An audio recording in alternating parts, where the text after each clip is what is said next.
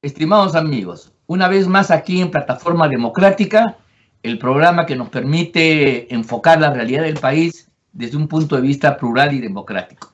En esta oportunidad quiero saludar a Juan Cheput y a Víctor Andrés García Belaunde y recordarles a todos los amigos que nos están escuchando que este programa se transmite por BHTV, Cable Más y por las redes sociales de la Coordinadora Republicana. Por supuesto, ya estamos ahora sí a un poco menos de un mes de la fecha en que se llevará a cabo los comicios para la segunda vuelta y por lo tanto la expectativa al respecto sube. En primer lugar, hay un tema de encuestas que yo creo que hay que analizar. Hay una evidente cercanía, aproximación por parte de Keiko Fujimori, lo cual nos permite avisorar, salvo que pase alguna cosa radicalmente distinta, una suerte de llegada de tipo fotográfico, ¿no? En primer lugar. Luego existen algunos elementos, yo voy a preguntarle a Víctor Andrés primero, algunas declaraciones por parte de gente que quiere sumar a la campaña de Keiko Fujimori en defensa de la democracia, cosa que está muy bien, pero que a veces tienen algunas declaraciones desafortunadas, infaustas, que lo único que hacen es ayudar al enemigo, al adversario, echan fuego al otro lado. Y eso es lo que creo que ha sido producto de alguna declaración del ex candidato López Aliaga, que ha llevado a que incluso alguna persona vinculada a Juntos por el Perú, o sea, el Calveraje, le presente una denuncia ante el fiscal de turno correspondiente. Pero además algunas reacciones, Víctor Andrés, que por ejemplo el día de ayer en un programa él deploraba en torno a tu declaración, que me gustaría que pudieras explicar. O sea, que en qué ambiente estamos, los nervios se crispan porque nos estamos aproximando en cuanto a las preferencias electorales y analizar también algunos de estos desvaríos o acontecimientos, hechos que pueden tener alguna consecuencia colateral, sí, pero también pueden influir en el curso de las decisiones por parte de los electores. Víctor Andrés, tú primero, por favor. ¿Qué tal? Bueno, en realidad, sí veo que me han mencionado el día de ayer, no conozco los detalles porque no he visto el programa, tengo que verlo recién, pero lo cierto es que yo he declarado que las declaraciones que hizo el señor López Aliaga en una marcha, en un meeting, que ya después de su participación como candidato,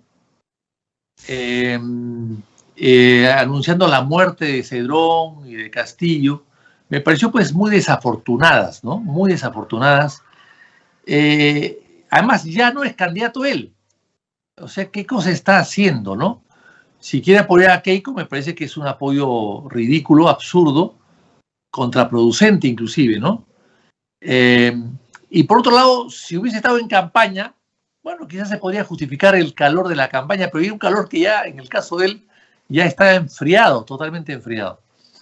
Pero me parece que es una persona que dice todo, habla todo, no cuida sus palabras. Y en política hay que cuidar también las palabras, porque se pueden interpretar de muchos hechos. Y hablar de muerte, bueno, hay que recordar al general Trujillo, ¿no? A Rafael Leonidas Trujillo en República Dominicana. Cuando le preguntaron, oiga, el presidente preguntó a uno de sus ministros, oiga, ¿fulano vive? Bueno, presidente, vamos a averiguarlo. Bueno, a los 3 días apareció muerto.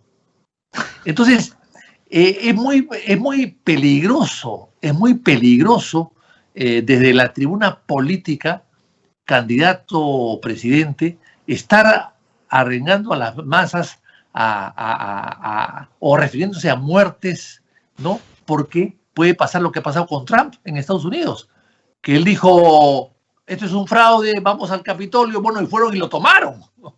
Vamos a protestar, y fueron y lo tomaron. Sus seguidores lo tomaron. Entonces, también sus seguidores pueden hacer una interpretación textual de lo que ha dicho y matar pues o herir a Cedrón o a Castillo, que creo que nadie lo desea. No son mis candidatos, no me gustan como candidatos, no quisiera que sean jefe de Estado ninguno de ellos, pero la vida hay que respetarla, ¿no? Entonces me preocupa ese tipo de lenguaje. O sea, en democracia, la tribuna hay que usarla para la tolerancia, para el consenso, para la concertación, para exponer, debatir ideas y en base a esas ideas buscar el bien común. O sea, no se puede usar el Estado o la tribuna política para denostar, para criticar, para perseguir. No puedes. Hay una serie de formas de poder ser adversario y atacar al adversario, pero me parece que no, me parece exacto con la muerte. Hay que recordar que también la gente, el APRA, en los años 50 o 40, se quejaban de la prensa y se quejaban del comercio. Y todo el tiempo en las aulas apristas había críticas a estos diarios. Después apareció muerto o mataron al director de la prensa, un aprista, y luego mataron al director del comercio, otro aprista. O sea, bueno, no es que ahí la Torre haya dicho, vayan a matarlo. No, pero el lenguaje que se usaba en la Casa del Pueblo en ese momento era un lenguaje muy agresivo, muy violento, que claro, que hace que algunos militantes de base, fanatizados totalmente y que quieren hacer méritos para ascender y que quieren demostrar su valentía y su arrojo, su temeridad, pues pueden llegar a cometer este tipo de atentados. Yo creo que eso es muy peligroso. No se puede hacer. En un país además que ya está polarizado. Ya el Perú está polarizado. Lo está polarizado antes. Ahora con mayor razón, mucho más polarizado, con dos tendencias totalmente ajenas, con casi nada en común, excepto la ideología de género. Entonces, que es un tema menor, digamos, para efectos de un Estado, ¿no? O de un gobierno, es de un plan de gobierno, digamos, no tan prioritario. Entonces, con todo eso, me parece que hace mal López Arriaga querer quizás ayudar a Keiko de esa manera. Me parece que no la está ayudando, la está perjudicando. Y claro, lo lógico es que se moleste conmigo. Bueno, pues yo lo conozco, tengo cierta relación con él, no hay una gran amistad, lo conozco, lo veo de vez en cuando, nos saludamos con mucha cordialidad, pero lo que he dicho en público se lo digo en privado y viceversa. Yo no tengo un doble lenguaje. No creo que sea la mejor manera de hacer política prendiendo fuegos. No lo creo. Muy bien. Yo estoy de acuerdo contigo, primero en el tema fundamental, pero además, porque independientemente que yo creo pues que López Aliaga y su gente no está en una línea terrorista, ni mucho menos, eso hay claro. Sin embargo, es una declaración ingenua porque le da armas al enemigo y permite hacer de una cosa que debería ser pues motivo de un tuit, de una crítica como tú has hecho, ya una campaña política específica. Gente vinculada a Verónica Mendoza han presentado una denuncia penal ante la Fiscalía de turno y la prensa yayera, que está de alguna manera en contra y a favor de Castillo, de alguna manera, pues levanta un asunto que yo creo que se dijo más en el calor de un meeting con mucha imprudencia. Y yo estoy de acuerdo contigo, los políticos no tenemos derecho a ser imprudentes, a decir cosas porque nos sale del forro, sino a meditar cada una de nuestras declaraciones, porque, como bien tú has dicho, lo que puede ser una conversación circunstancial para alguna persona que escucha puede ser una especie de orden. Y eso está muy bien que lo marquemos, ese es un buen tema. Yo entonces a ti quería, Juan, preguntarte lo siguiente, sobre las encuestas, ¿no? Sobre cómo ves tú el panorama, qué están reflejando las encuestas en estos momentos y bueno, fundamentalmente que hagas un análisis del tema de las encuestas y si puedes comentar también lo que dijo Víctor Andrés, me parece importante, ¿no? Gracias, Ángel. Un saludo para Víctor Andrés. Bueno, en primer lugar, estoy completamente de acuerdo con lo señalado por Vitocho. Esta es una situación que merece que demócratas como nosotros nos pronunciemos y nos pronunciemos explícitamente, ¿no? Porque la verdad es que ese asunto de las vocerías informales terminan haciéndole mucho daño a Keiko Fujimori. Y yo recuerdo que el día jueves de la semana pasada ya comentábamos de ese tema, que por un lado se lanzan los partidos políticos a señalar su apoyo, que tanto Rafael López Aliaga empieza a recorrer el Perú para ayudar a Keiko y César Acuña también. Yo tengo un personal aprecio por ambos, al igual que Víctor Andrés los trato y muy cercanamente, pero eso no lleva a que no digamos lo que pensamos, ¿no? Porque, como decía Platón, soy amigo de Aristóteles, creo, ¿no? Aristóteles. Soy amigo de Platón. De Platón, pero más amigo soy de la verdad. Exactamente. ¿No? Entonces, en este caso específico le están haciendo mucho daño y se está utilizando. El día de hoy, por ejemplo, Vladimir Cerrón y Pedro Castillo se han ido con todo contra Keiko Fujimori por las declaraciones de Rafael. Igualmente, el hecho que otros partidos empiecen a hacer campaña y lo anuncien en favor de Keiko, lo único que está transmitiendo, y repito palabras del último jueves, ¿eh? de hace una semana, de hace algunos días, lo único que genera es hacerle daño a Keiko, pues transmite la sensación de desorden. Tiene que haber una vocería única. Yo no he visto en otras campañas por la segunda vuelta que los partidos se disparen, ¿no? Por su cuenta para hacer campaña por una u otra opción. Eso no es correcto. Pues se transmite la sensación de desorden y le quita liderazgo a la misma Keiko. Keiko lo que tiene que establecer es quiénes son sus voceros, darle toda la fuerza y empoderamiento del caso. Si no, va a pasar lo que hemos visto el último fin de semana, el día domingo. A Lucho Galarreta saliendo a contestarle a Rafael López Aliaga, indicando lo que él dice no es lo que pensamos nosotros. Es decir, le atribuyen a Fuerza Popular lo que señala de manera muy particular Rafael López Aliaga. Así que lo señalado en un tuit por Vitocho es absolutamente correcto y creo que merece el respaldo de nosotros. En lo que se refiere a las encuestas, bueno, nadie puede dudar de que el acercamiento ya se dio. Es muy probable que en las encuestas de fin de semana el empate ya no sea estadístico, sino un empate real. Y creo que el último tramo, las últimas 3 semanas, ya van a ser con una Keiko Fujimori como lideresa. A mí me hubiera gustado mucho que ella empiece a ser lideresa de la campaña recién hacia el 20-25 de mayo, pero bueno, ya se dio. No tengo la menor duda que eso va a generar de parte de los opositores una feroz campaña, repleta de noticias falsas, repleta de fake news, como se le llama en la actualidad, y de rumores, ¿no? Como que ya están saliendo, que se vienen los audios de Keiko, los videos de Keiko, y reviviendo aspectos que han sido tratados 1 y 1000 veces. Eso nos lleva a otra cosa, ¿no? Esa incapacidad que tenemos los peruanos para voltear la página. El hecho de que permanentemente estemos mirando hacia atrás, lo cual impide que se pueda establecer un diálogo franco, abierto, en relación a las dos candidaturas y por qué no participar del debate de las ideas. Y lo que a mí me llama la atención, queridos amigos, Ángel y Tocho, es el papel del Jurado Nacional de Elecciones. Mira, yo he tenido la oportunidad de participar en 3 segundas vueltas.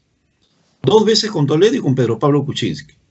Y ser protagonista en la del 2016, que lideré el equipo polémico, que polemizó en la ciudad del Cusco, en lo que se refiere a equipos técnicos. No fue Vizcarra, como dice un libro, lo lideré yo. Me lo encargaron a tal punto que yo hago el cierre con Pepe Klimper. Y luego participé activamente en el debate de Piura, en el debate presidencial de Piura, en el debate de los vicepresidentes, donde Vitocho apabulló a Martín Vizcarra, y por otro lado, el debate presidencial, ¿no? Pero el jurado decía las fechas, los lugares, el cronograma y los temas. No había cabida para que nosotros dijéramos, no queremos este fin de semana sino el otro, no queremos acá sino allá. No queremos en Piura, queremos en Chiclayo, no queremos en Chiclayo, queremos en Trujillo. No. Entonces yo no entiendo por qué el actual Jurado Nacional de Elecciones deja en manos de los dos partidos el cronograma, el lugar, los temas, abandonando ese rol que le corresponde de poner orden en un instrumento valioso para una elección como es el debate, ¿no? Donde se ve temple, ideas, programas, equipos, etcétera, etcétera. Ha abandonado a su suerte ese tema de los debates. Eso a mí me llama particularmente la atención. Pero por otro lado, la ausencia de denuncia también ayuda a este desorden, ¿no? No veo a las entidades que participan usualmente de la organización de estos debates, Transparencia, IDEA, señalando Jurado Nacional, pidiéndole al Jurado Nacional de Elecciones que ponga orden en casa. Hay un desorden generalizado que lo único que hace es facilitarle a Pedro Castillo el enmascaramiento de su orfandad de ideas y de su ausencia de equipos, pues llena el vacío conceptual con propuestas de lugares para el debate, algunas de ellas pintorescas, y con señalamientos que muchas veces no tienen sustento. Le permite eso. Cosa distinta sería si el jurado dice, en tales fechas están programados los debates y punto. Y ustedes, señores, acudan. Y si no van, ponemos su silla vacía, pues y se acabó, ¿no? Pero se está permitiendo un debate absolutamente innecesario. Eso, desde mi punto de vista, que es responsabilidad del Jurado Nacional de Elecciones, tiene que estar en el libro de anotaciones de irregularidades de ese proceso electoral. Pues yo nunca he visto que un organismo de la calidad y jerarquía del jurado se comporte pues de una manera tan subalterna a los intereses de dos partidos. Sí, pues tienes razón, Juan, porque este jurado y en el sistema que han diseñado se arroga una serie de competencias, se mete en la elección interna de cada partido, que debería ser una cosa de estas instituciones, y no puede, por ejemplo, poner algunas reglas claras para un debate que permitiría el conocimiento por parte de los actores políticos de sus respectivas propuestas y planes de gobierno. Creo que hay una negligencia y eso es un tema que debe ser planteado, porque lo otro es una ya chabacanería. Ya el tema del debate se está convirtiendo en un chiste y eso creo que no hace bien al proceso democrático. Yo quería hablar ahora de otro tema, plantearles el tema. Han aparecido algunos garantes del señor Castillo, ¿no? La vez pasada fue Mario Vargas Llosa y otros personajes. Hoy día ha aparecido el cardenal Barreto, siendo el vocero de un documento que preparó el día sábado, Transparencia, que hemos tenido oportunidad de conocerlo, inclusive hemos firmado algunos comunicados, tanto como coordinadora republicana en unos casos y como personalidades políticas, donde marcamos nuestras diferencias y nuestras atingencias al texto, ¿no? En primer lugar, porque creo yo de que hay una suerte de homologación inaceptable cuando el documento de Transparencia dice, vista la trayectoria, el discurso y las actitudes políticas de ambas candidaturas que amenazan la democracia, está poniendo en el mismo nivel a Keiko Fujimori y a Castillo, está poniendo, mejor dicho, a las candidaturas más allá de las personas. Y eso es inaceptable, porque si así fuera, en primer lugar, no creemos de que con un texto firmado vamos a parar la ofensiva y la amenaza antirrepublicana por un lado, pero por otro lado es una suerte de desconocimiento de los hechos, es una mentira que afecta a la realidad, puesto que con todas las discrepancias que podamos tener con Keiko Fujimori, ¿no? Todas las personas que la han combatido, incluyendo Mario Vargas Llosa, lo cito en esta oportunidad, que ha señalado que es el mal menor frente a Castillo.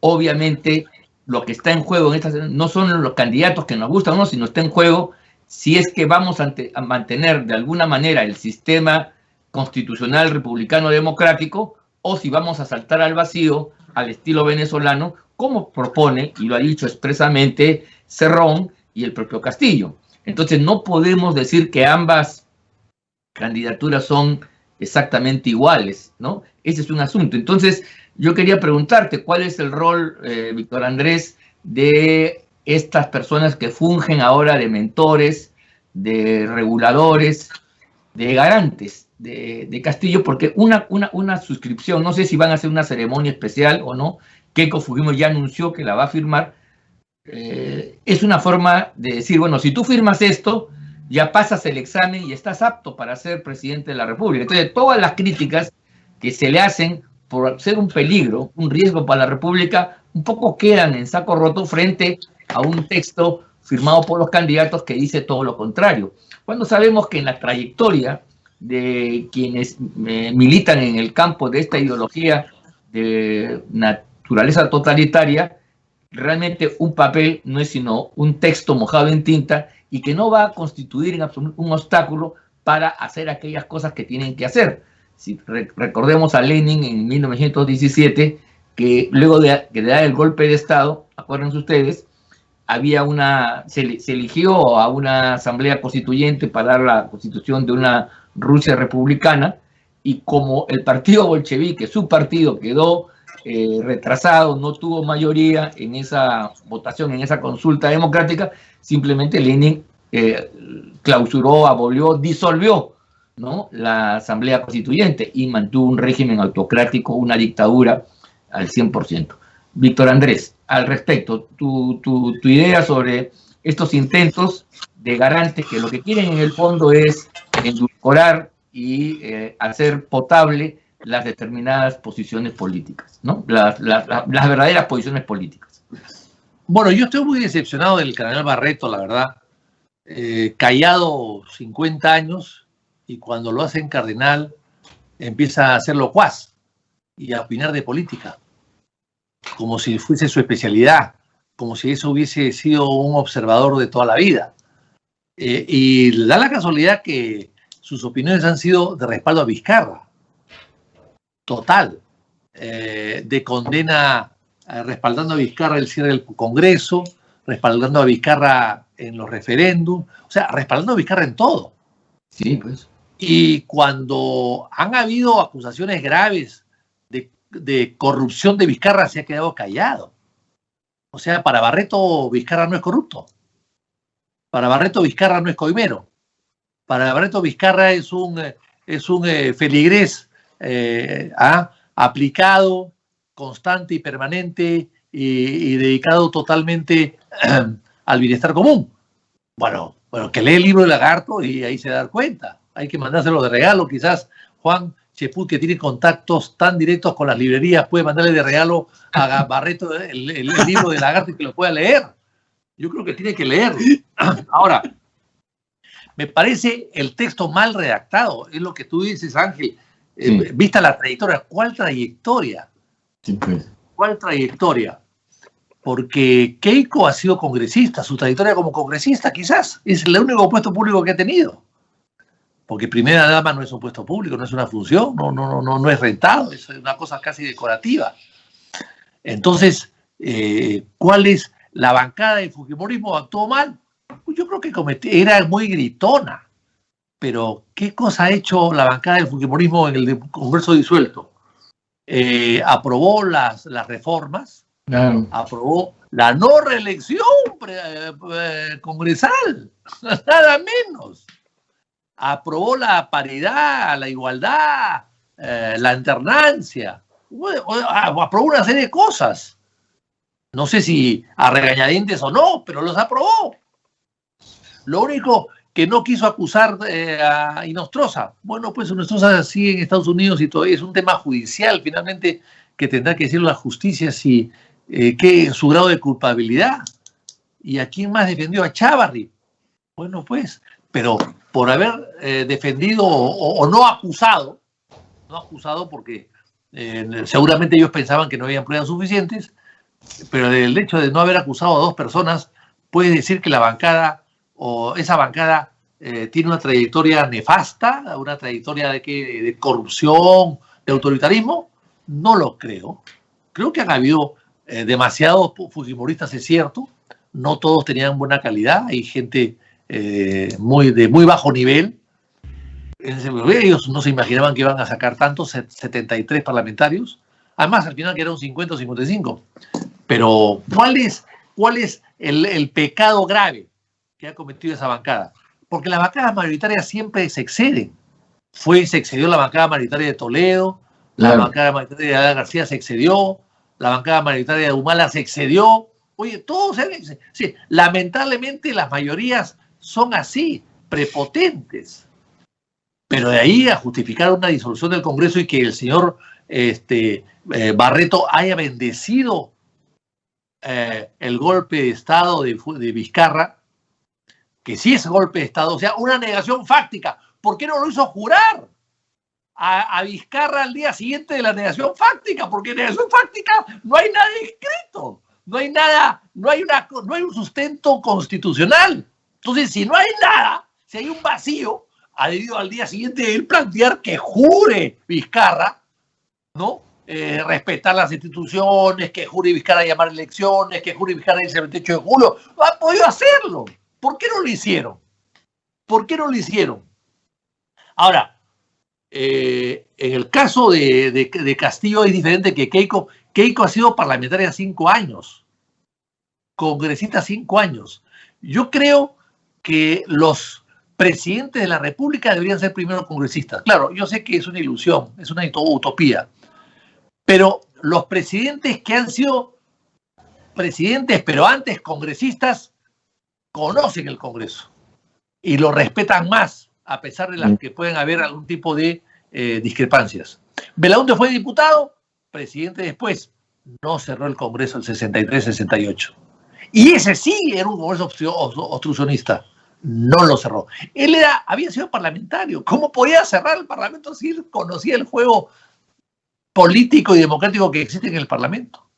Alan García fue parlamentario 2 veces y por lo tanto también respetó el Congreso.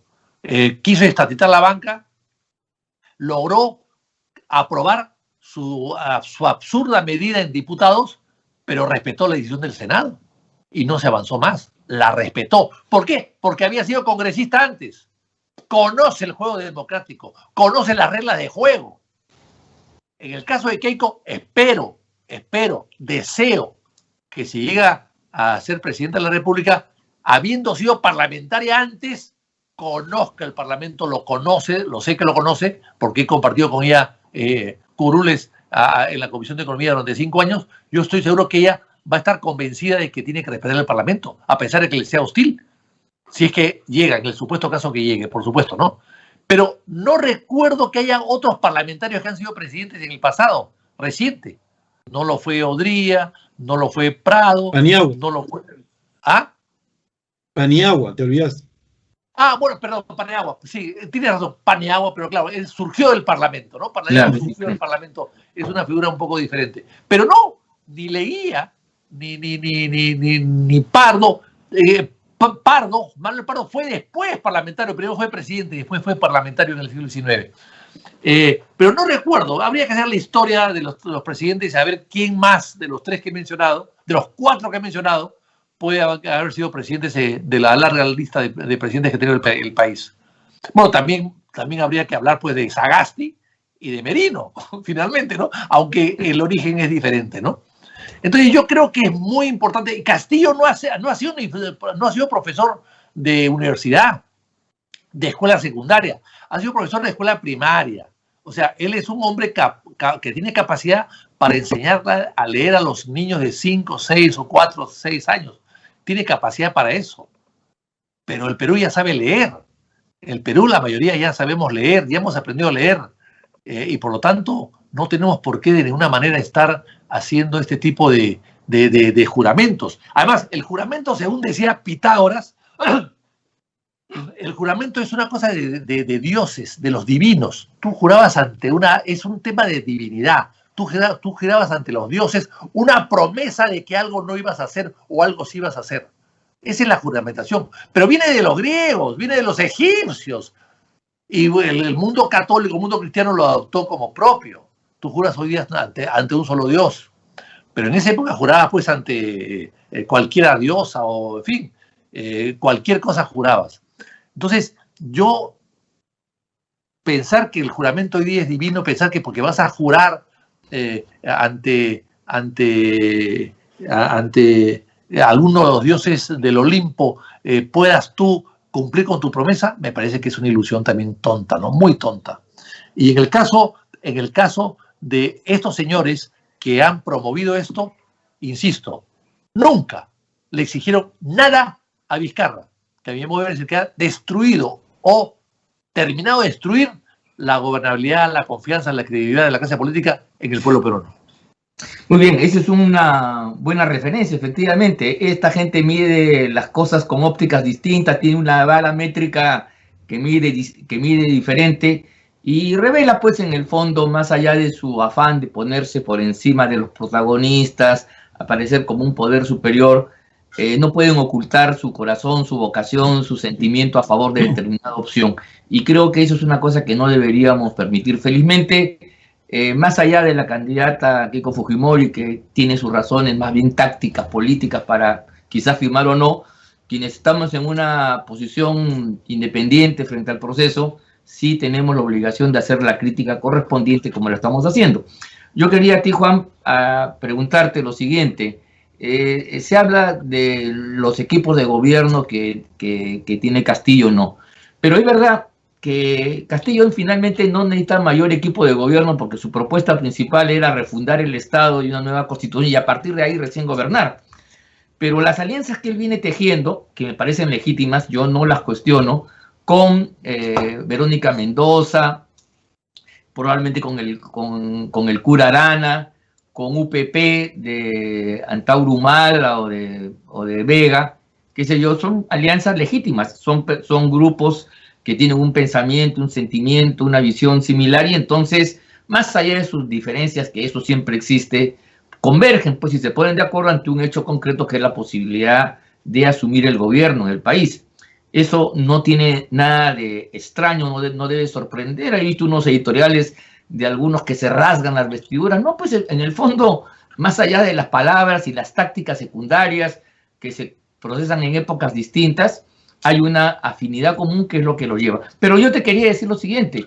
Es muy probable que sí, el señor Castillo se presente con un grupo de gobierno, pero de personajes que ya conocemos, ¿no? Por ejemplo, en materia de hidrocarburos, podrán llamar al señor Giesecke, a Campodónico, que son los inspiradores, por ejemplo, de la refinería de Talara. Y un campo más concreto, para no irnos tan lejos, ¿no? El tema de salud. La salud pública ha sido manejada no solamente por el señor Zamora, sino por todo un equipo, ¿no? Correcto. El grupo Perspectiva, Farid Matuk, un grupo de esos, que son los que han experimentado de modo fatal y desgraciado incluso durante la época de Vizcarra. Esos son pues los cuadros, incluyendo a nuestro amigo Óscar Ugarte, que podría perfectamente continuar siendo ministro. Él también viene de las filas de Verónica Mendoza, de Juntos por el Perú, ha postulado en alguna oportunidad al Parlamento. Entonces, ¿cómo crees tú que van a configurar? Ay, me olvidaba, ya además el Partido Morado, ¿no? Ya tiene a través de Flor Pablo, que ha sido ministra de Educación, también pues la voluntad de un acercamiento y ofrecerle a Castillo las condiciones, sus méritos, para poder descartar aquella tesis que se dice que no tiene plan de gobierno, ¿no? Y por supuesto, Vizcarra y Salaverry, que ya estarían en conversaciones y terminarían apoyando a Castillo. Entonces, mira tú lo que se está configurando. Por un lado, una visión maximalista, pero por otro lado, una correlación de gobierno que ya ha fracasado rotundamente y que pretende ofrecerse entonces como más de lo mismo. Tu opinión sobre esto, ¿qué te parece estas extrañas configuraciones, estos discursos que se cruzan? Pues porque Castillo aparece como el fundamentalista que va a quemar todo y va de las cenizas sin surgir el nuevo orden, pero por otro lado tiene que recurrir a viejos conocidos en la política peruana que han estado gobernando en distintos ministerios y han tenido responsabilidad muy grave en la crisis sanitaria y económica que vive hoy el país. Juan. Yo lo veo como una coalición de vividores, ¿no? Un grupo de gente vinculada a la izquierda que está desde el año 2010, que llegaron con Ollanta Humala en el 2011 y que se han apoderado de sectores vitales como salud y educación y que están gozando de una serie de beneficios que nunca en su vida habían tenido, ¿no? En consultorías, asesorías, proveedurías, etcétera, etcétera. Y esa masa burocrática que se ha incrementado en casi el doble, y de eso no se habla, casi el triple, diría yo, según información que se maneja públicamente, del año 2010 a la fecha, y que son los que permanentemente tienen tiempo para estar en las redes sociales insultando, atacando, defendiendo a los vizcarristas, pues les sobra pues las horas, ¿no? Como están en trabajo virtual, están metidos en sus casas, no tienen ninguna necesidad de ir a trabajar al ministerio y sin embargo siguen ganando sus 20, 25.000, 30.000 soles mensuales. Ese grupo de personas que se ha enquistado en los sectores de educación y salud son responsables pues del deterioro de estos servicios ante la opinión pública. Y de eso tampoco se habla. No se habla que educación no solamente es Flor Pablo, sino el inventor de Vizcarra, que es Jaime Saavedra, ¿no? Un ministro desde mi punto de vista mediocre, pero muy afanoso de mostrar resultados sobre la base de su amistad con los periodistas, pero cero resultados concretos. Y en el caso de salud, que ya sabemos cómo se han desenvuelto los ministros a lo largo de todo este tiempo, ¿no? O sea, ellos están en el poder y ellos no lo quieren dejar. Ahora tienen brazos en la Iglesia Católica, continúan los nexos en los medios de comunicación. Es un sistema que no quiere abandonar esos beneficios que tienen. No es una función noble la que ellos defienden. Ellos defienden sus hipotecas de sus casas de playa, de sus departamentos en San Isidro, de sus autos, de sus televisores, de sus viajes al exterior. Eso es lo que están defendiendo. Es el remedo del grupo Unidas Podemos de Pablo Iglesias, ¿no? Que también lo primero que buscó fue el beneficio crematístico, el beneficio económico. Yo soy comunista, pregonaba Pablo Iglesias, y sin embargo se compraba una residencia de 600.000 euros, ¿no? Yo soy una persona que defiende la meritocracia, ¿no? También decía en plazas y medios de comunicación, e impone a su mujer como ministra, ¿no? Entonces, ese es el progresismo, esas son las ONGs que tenemos, de medias verdades, falsos valores.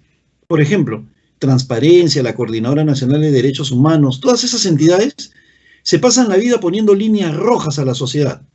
Cuando la cruza un adversario, lo señalan, ¿no? Ruin, antidemócrata, corrupto, etcétera, etcétera. Pero cuando esa línea roja la pasa uno de sus amigotes, sea violación, sea abuso, sea corrupción, están en silencio total. Y como bien recordaba Víctor Andrés, ni siquiera, como el cardenal Barreto, estas ONGs ni siquiera dicen una palabra del cierre inconstitucional del Congreso y ese tipo de cosas. Y ahora pregonan la firma de un pacto que la verdad a mí me parece un pacto ridículo, porque basta con juramentar la Constitución el próximo presidente de la República para que todo lo que ahí se dice esté inmerso en la Carta Magna. No hay necesidad de ir a interpretaciones ni a precisiones. Y por si acaso el cardenal ha salido hoy día... Además, sí, Juan, una interrupción, Juan. Por supuesto, Juan. Adelante. Sí, Mira, adelante. Mira, Vizcarra juró cumplir y hacer cumplir la Constitución del Perú. Juró respetar las instituciones. Juró ante el Congreso de la República. Y sin embargo, lo disolvió. Por supuesto. Y esas entidades no han dicho absolutamente nada de ese comportamiento de Vizcarra, ni de las mentiras de Sagasti, ni del ocultamiento de información con las vacunas, ni nada de eso. Ni Proética, ni Transparencia, ni la Coordinadora de Derechos Humanos. O sea, han permanecido en silencio.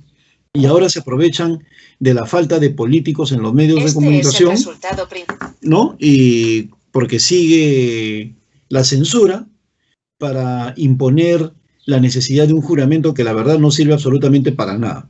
Tengo entendido que Keiko lo firma porque es lo políticamente correcto, ¿no?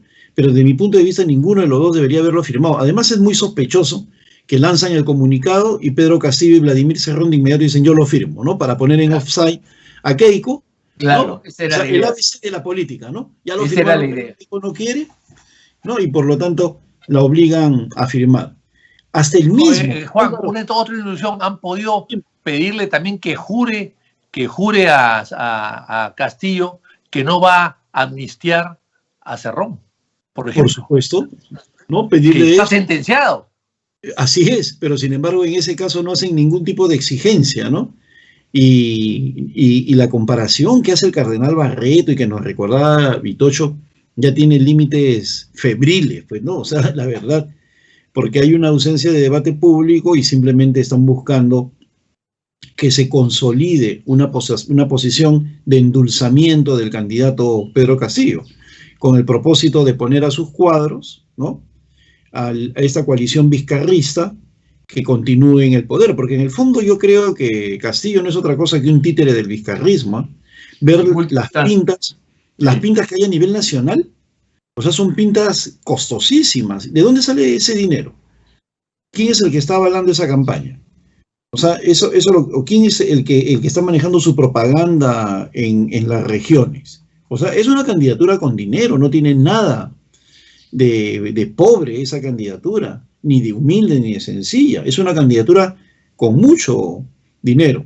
Entonces, considero yo que los cuadros que están planteando no son los cuadros políticos del vizcarrismo y no son otra cosa que la continuidad del mismo a través de Pedro Castillo.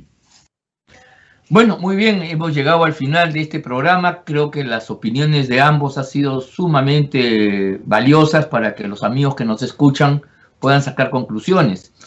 Es necesario que en medio de la campaña, más allá de la propia contienda, veamos aspectos que la trascienden, aspectos que a veces no están puestos al descubierto y no son objeto de una crítica como corresponde. Yo quería agradecerles a ustedes dos por su participación y por sus ilustrados comentarios y decirles a los amigos que nos están escuchando que esperamos seguir contando con su confianza y benevolencia para seguir apoyando con su vista y presencia a este programa Plataforma Democrática. Y decirles nada más que nos vemos en la próxima semana, nos vemos en el próximo programa que lo vamos a desarrollar el día viernes, sin duda alguna. Muchas gracias a todos ustedes y hasta la próxima. Gracias. Listo.